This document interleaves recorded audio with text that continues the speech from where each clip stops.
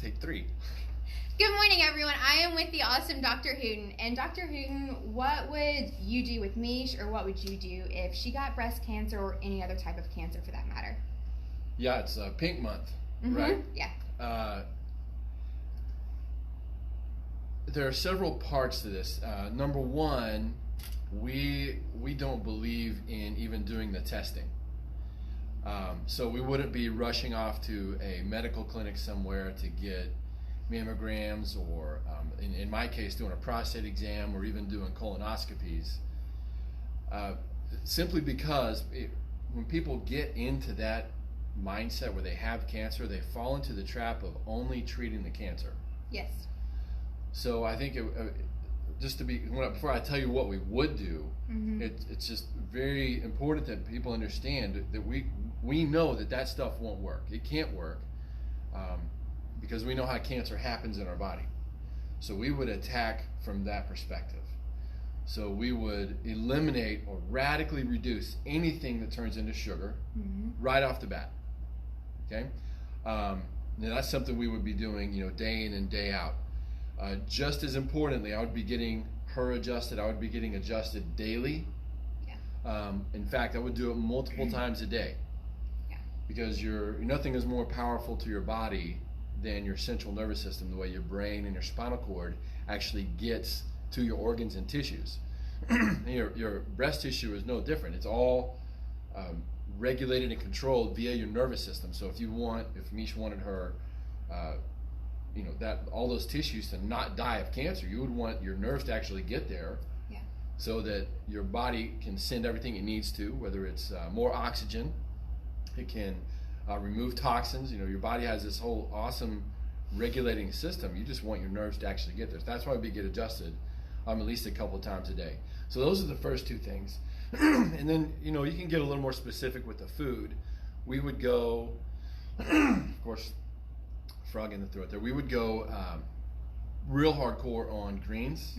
Like you just saw what I drank. I've been doing this now for months, is just juices in the morning. Why not treat my body as if I want to be a cancer killer every day?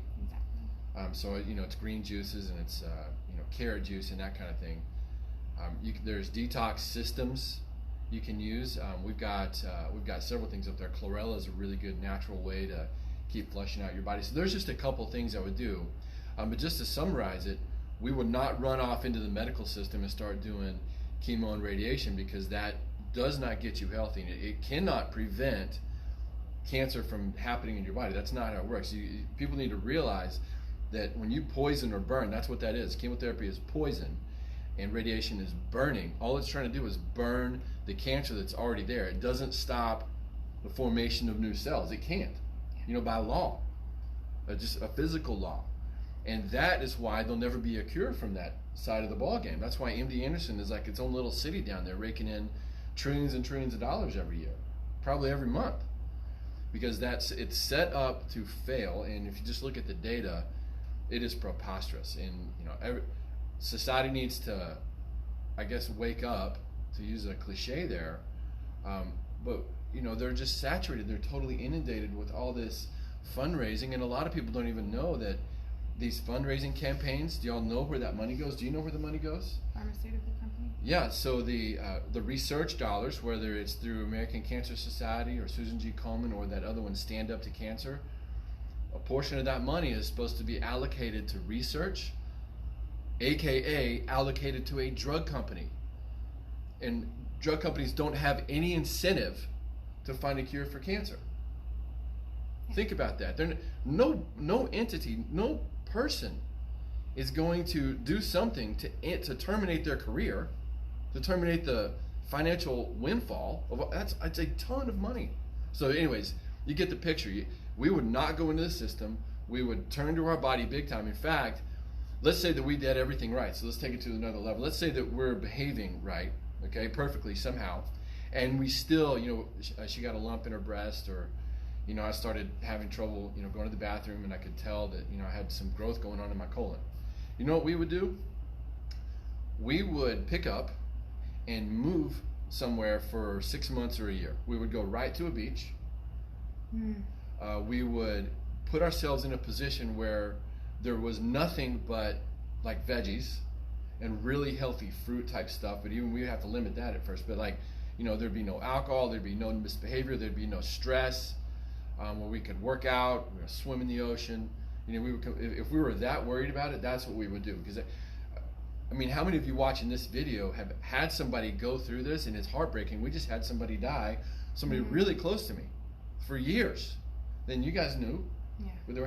They died. One of the sweetest people to ever meet. Well, she went into the hospital, and for 2.5 weeks, they did nothing but torture this poor woman. I mean, she died 2.5 weeks alone. Nobody could see her because of this stupid virus mandate protocol stuff. Alone. And that tends to be the outcome, unfortunately. When people get far enough into the system, they wind up dying from the chemotherapy, or they never get out of the hospital. Just look at the data. And because that's the majority of the people that go through life treating cancer, we're definitely not going to do that. If we're going to die, you know what? We're going to be with our family. We're going to be on the beach. We're going to be at peace, talking to God, and enjoying the last few minutes of our life, not turning it over to this terrible system. Okay. Anyway, that's my rant. Love you guys. Remember, drugs are bad. God is great. And so are you. Talk to you next time.